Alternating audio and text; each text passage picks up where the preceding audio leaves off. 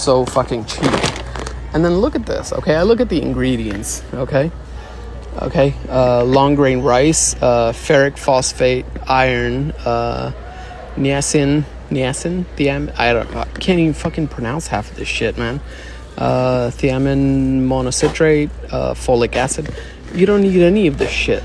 Now first, shout out to Dr. Jessica, who did a great job explaining what these difficult to pronounce things actually are. You know, iron and B vitamins through food fortification. And I've said this before, but the fortification of everyday foods like folic acid into grains to prevent neural tube defects has been documented in research as one of the most successful public health initiatives over the last 75 years. But I want to zoom in on this logic being used here because it's truly awful. The premise is that if you can't pronounce an ingredient, it must be harmful or unnecessary. That makes no sense whatsoever.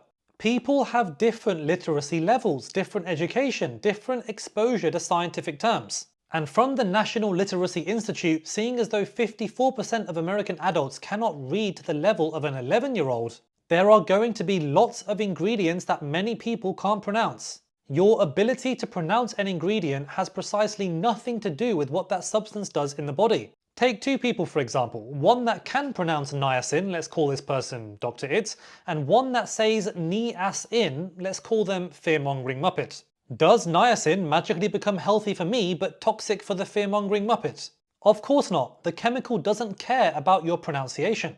By that logic, arsenic is perfectly safe to consume because it's pretty easy to say, and hydroxocobalamin is dangerous because it's a little bit harder to say.